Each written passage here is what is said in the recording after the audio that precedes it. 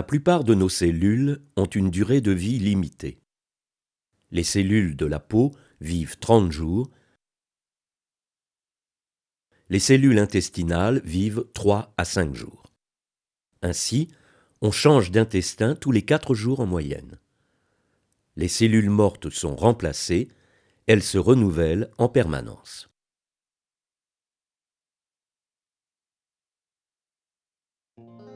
Un être humain est formé de plusieurs milliards de cellules. Au départ, il était une cellule œuf qui a commencé à se diviser 6 heures après la fécondation.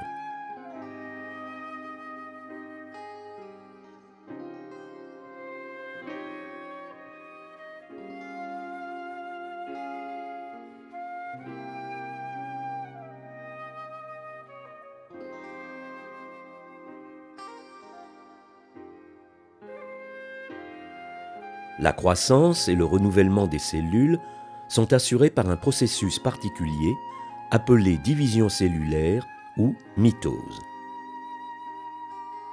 De même, une amibe, une paramécie, être unicellulaire, se multiplie en se divisant en 2 cellules identiques. La mitose assure également la reproduction des êtres unicellulaires.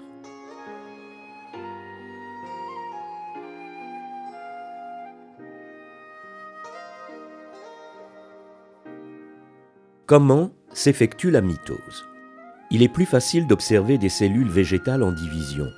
Des zones spécialisées, localisées à l'extrémité de tiges ou de racines et appelées méristèmes, assurent la production de nouvelles cellules. Pour les observer, on doit, en premier lieu, faire germer des bulbes d'ail dans un flacon rempli d'eau. Dès que les racines mesurent entre 1 et 3 cm, on place le flacon au réfrigérateur pendant 2 jours. On prélève, avec une paire de ciseaux, 1 cm de l'extrémité des racines du bulbe d'ail.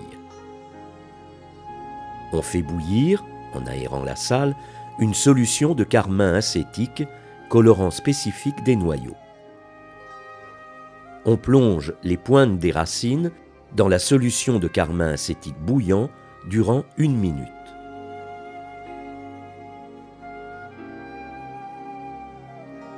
On retire et on transfère les pointes des racines à l'aide d'une pince fine sur une lame de verre, puis on ajoute 1 à 2 gouttes de carmin acétique froid.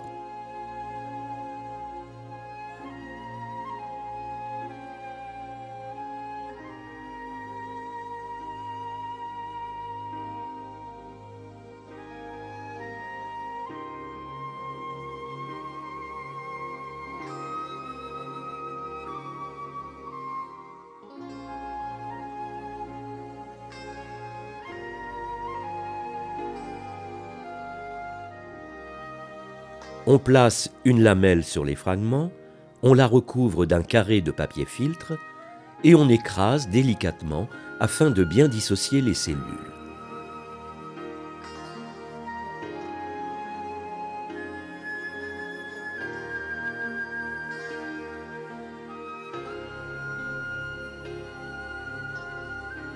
On jette le papier filtre et on observe la préparation au microscope optique à différents grossissements.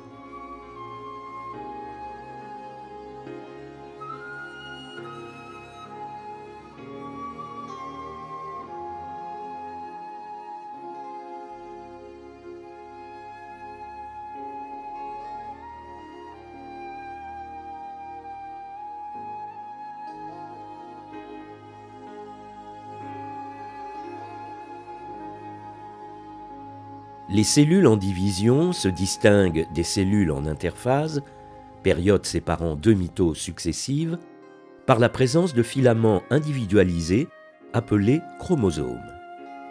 Dans les cellules en interphase, les chromosomes ne sont pas visibles. Le noyau délimité par une membrane contient un réseau de chromatines formé de filaments fins et entremêlés. La division cellulaire ou mitose est un phénomène continu.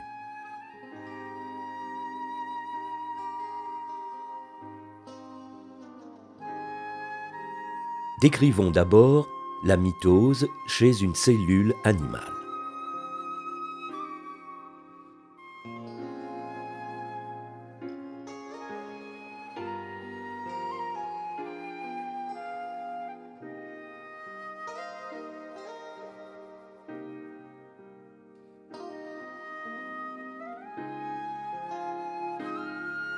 Au début, dans le noyau, la chromatine devient des filaments colorables de plus en plus courts et de plus en plus épais par spiralisation. Ces filaments sont appelés chromosomes. Le centrosome se dédouble et chaque centrosome forme une figure particulière appelée astère.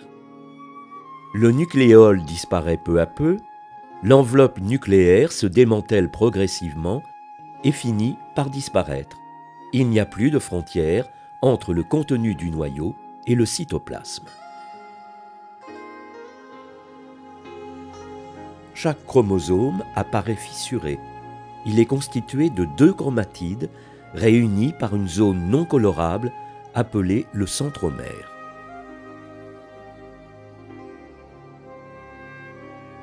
Les astères vont s'éloigner l'un de l'autre et occuper chacun un pôle de la cellule. Des fibres s'organisent et se dirigent d'un pôle à l'autre, ce sont les fibres polaires. Chaque astère forme également des fibres appelées fibres astériennes. D'autres fibres s'organisent perpendiculairement au centromère des chromosomes, ce sont les fibres chromosomiques. Ces ensembles de fibres forment le fuseau achromatique ou fuseau de division. Les chromosomes entrent en mouvement. Ils étaient jusque-là dispersés dans la cellule, ils vont s'organiser et s'aligner au milieu, ou à l'équateur, de la cellule et forment ainsi une figure particulière appelée plaque équatoriale.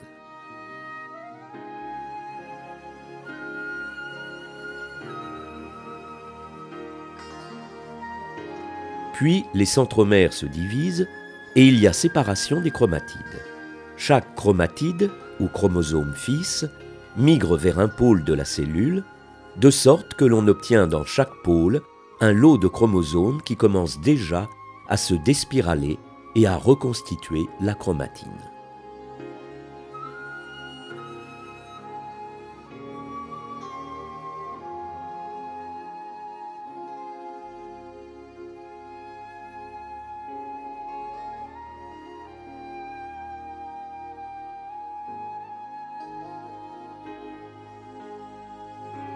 Le nucléole réapparaît, l'enveloppe nucléaire se réorganise à partir du réticulum endoplasmique et ainsi la cellule semble avoir 2 noyaux. Au plan équatorial, il y a création d'un sillon de division qui coupe la cellule en 2 parties égales qui finissent par se séparer par étranglement.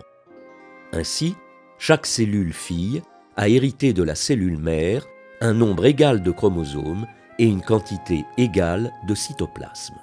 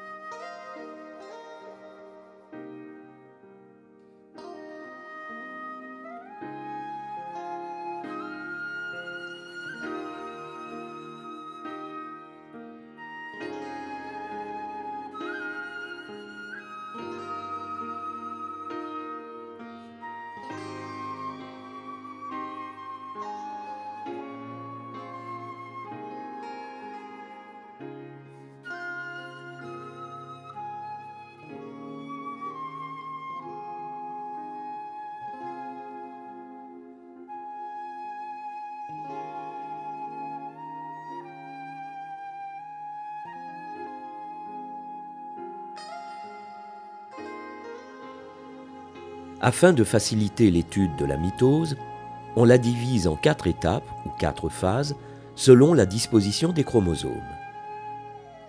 Dès l'apparition des chromosomes et juste avant la formation de la plaque équatoriale, c'est la prophase. L'équilibre de courte durée pendant lequel les chromosomes sont au maximum de leur spiralisation et se placent à l'équateur de la cellule est la métaphase. La division des centromères, la séparation des chromatides et la migration des chromosomes fils vers les pôles est l'anaphase. La division du cytoplasme et la séparation des cellules filles forment la télophase.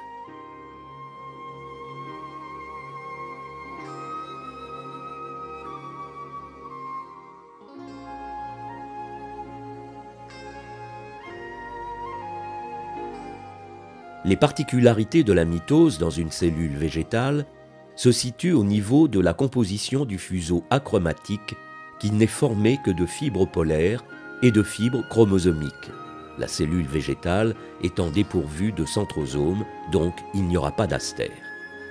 De plus, la séparation des cellules filles à la télophase se fait par la synthèse d'une nouvelle paroi squelettique. Les cellules qui se divisent effectuent un cycle que l'on peut diviser en deux phases principales. La mitose et l'interphase. Les chromosomes sont des éléments permanents de la cellule. Ils apparaissent décondensés en interphase sous forme de chromatine et condensés en mitose. Ils sont constitués de deux chromatides réunies au niveau du centromère en début de mitose et d'une chromatide en fin de mitose. Deux événements fondamentaux caractérisent ce cycle. D'abord, la duplication des chromosomes en interphase, matérialisée par le passage de chromosomes simples, formés d'une chromatide, à des chromosomes doubles, formés de deux chromatides. Les deux chromatides sœurs contiennent la même information génétique. Ensuite, un partage égal des chromosomes en anaphase de mitose. Les chromatides de chaque chromosome se séparent. À la fin de la mitose, les deux cellules filles contiennent les mêmes chromosomes en nombre égal.